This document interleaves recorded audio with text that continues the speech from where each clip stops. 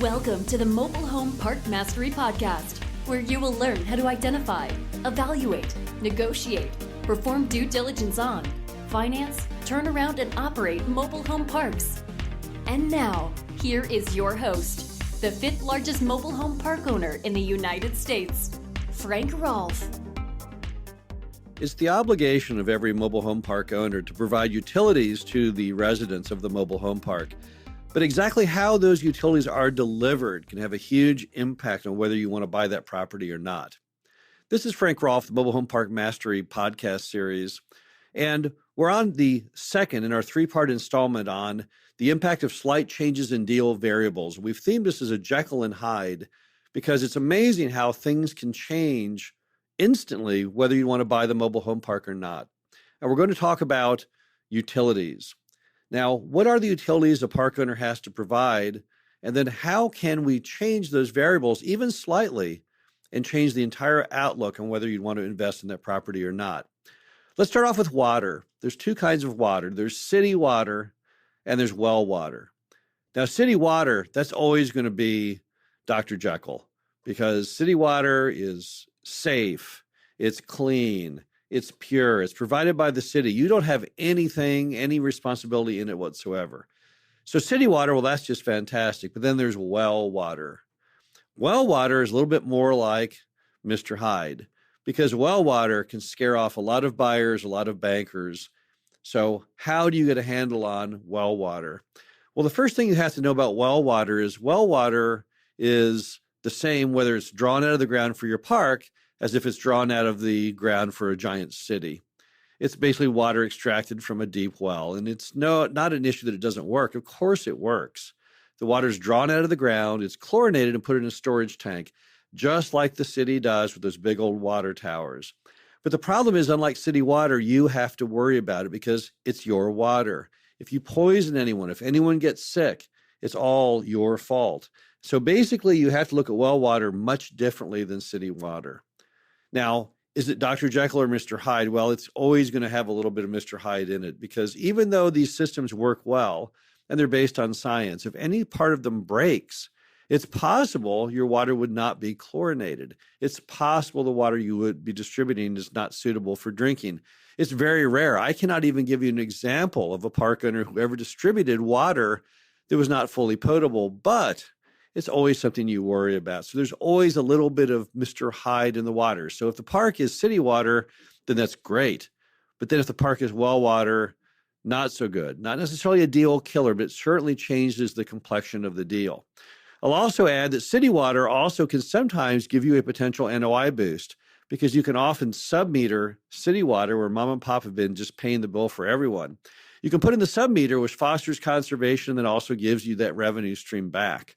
So city water even has an additional plus in that it can be submetered, and that fosters conservation and lowers that cost line item to the park. Now, the next is city sewer versus septic, packaging plant, and lagoon, because all the different ways that sewer is delivered can have a huge impact on whether or not you'd want to buy the mobile home park. City sewer is a lot like city water. You don't know where it goes, and you don't even really care because it's just there for your use. You put your sewer in the main line, it goes to the city and they treat it. So you're totally out of the loop.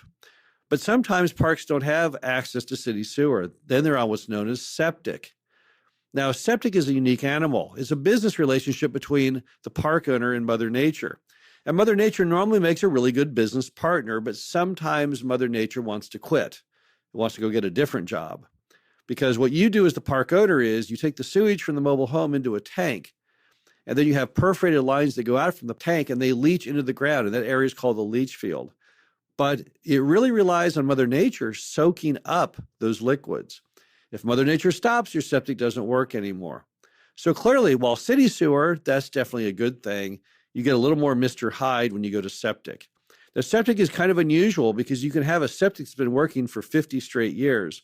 And there's every reason to believe it will continue on, unless the weather pattern is changing. If the area is becoming wetter with more rain, it's possible Mother Nature don't want to soak up all the solids anymore. And what happens is now you've got a real issue going. But typically septic, it might be a little Mr. Hyde, but you might be okay. Now, the next time you have is the packaging plant.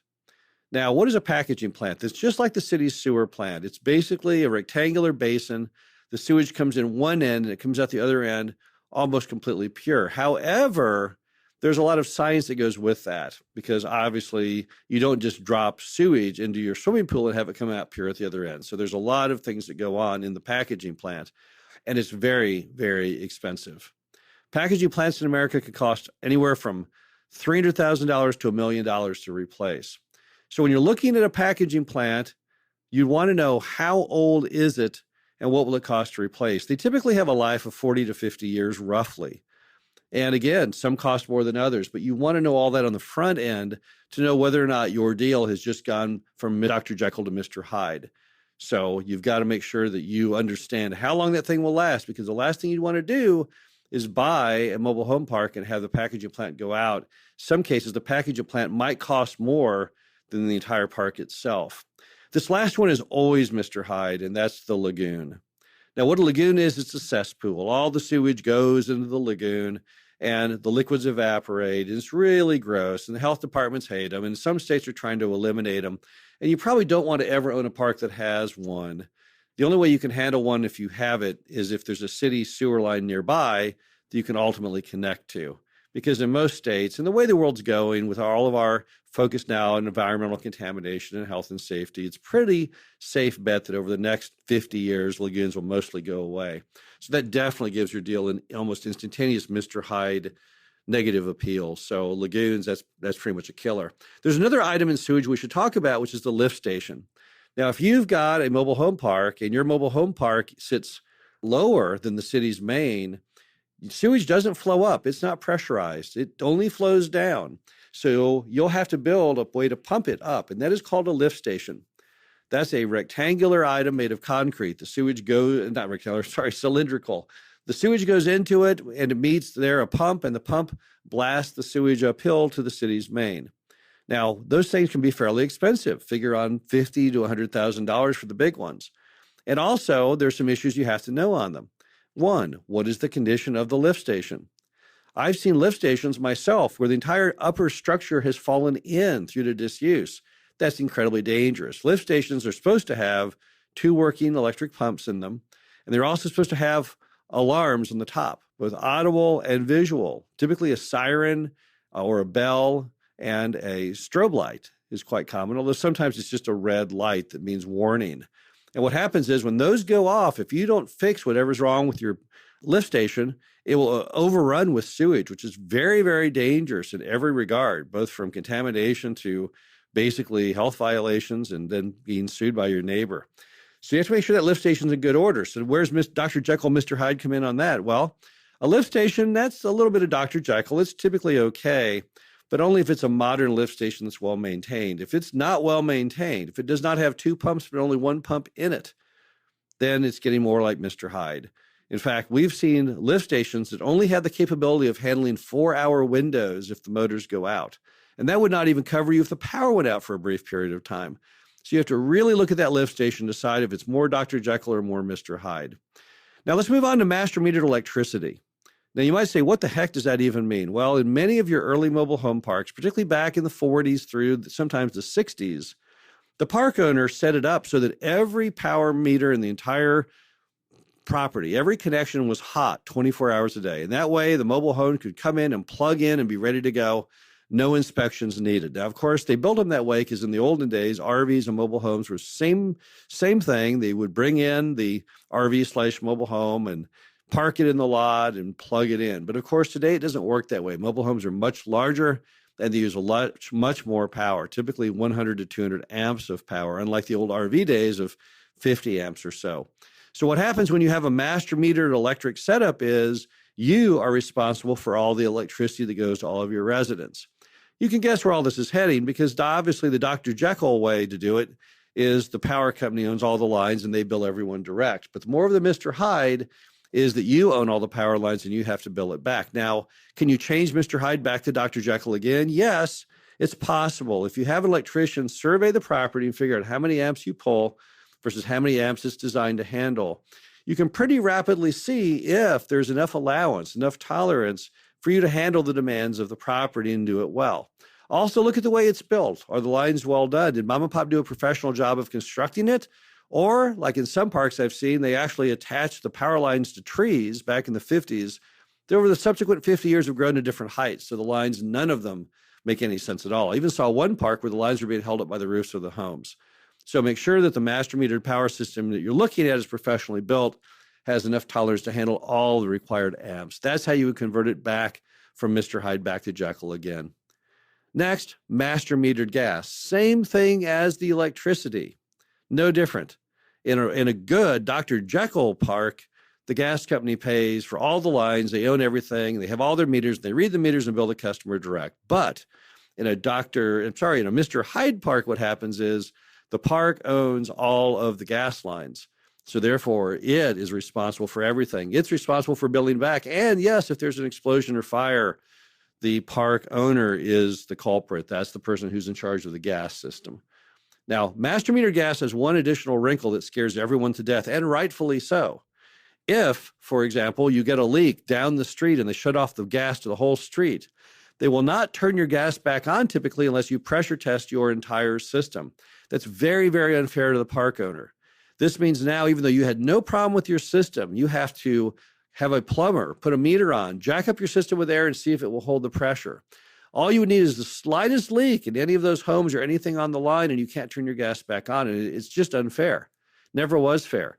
And a lot of people these days, they won't even deal with it. They don't want to be exposed to the liability and the nuisance of master metered gas. So if the park has gas, yes, it could be Dr. Jekyll. Hopefully it's nice municipal gas coming from a gas company, but then it becomes more Mr. Hyde when it turns out that the park itself is responsible for the gas. So what does it all mean when you put it all together? Well, it means that all parks have to have utilities. So there's no reason that you can't buy a park because it delivers water, sewer, electricity, and gas, because typically you have to do these things. But the key is the deal variable on all of these is who is responsible for it. And then additionally, if the park is responsible, what is the age and what is the potential cost of doing it? We've had many a deal under contract that we thought was looking really good. The market was fine. Everything was looking exactly in line with what we would want to buy. And then suddenly out of nowhere comes the Mr. Hyde moment when it turns out that Mom and Pop didn't bother to tell us that the thing is master metered power. They didn't bother to tell us that it is being served by a packaging plant hidden over in the weeds. And I've known many a park owner to call me and say, hey, I have this park and it's not working out good. And I'll say, well, tell me about it. I know of one where the guy bought a mobile home park. He did not even know that he was not on city sewer. It later turned out he had a packaging plant hidden in the weeds. He didn't ever see it. He did not know it was there. And he had no idea it would cost $500,000 to replace it. Now, the good news is he was able to find a developer that wanted that land. And so he was able to get them to take over his burden. But the bottom line is these are all variables that can make any deal go from Dr. Jekyll to Mr. Hyde. And again, Dr. Jekyll, nice guy, pleasant to be around.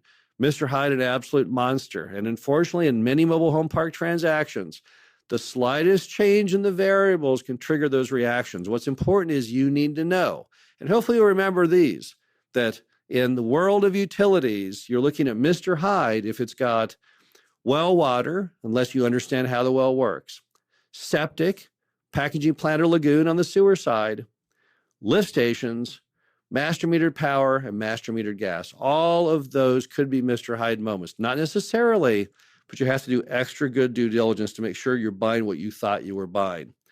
Hope you enjoyed this second of our three-part installment on Jekyll and Hyde, impact of slight changes in deal variables. Be back next week with one more, and that's going to be how the economics of the deal itself can so greatly impact whether you want to go forward and buy the park or not. This is Frank Rolfe, the Mobile Home Park Mastery Podcast Series, and we'll talk to you again next week.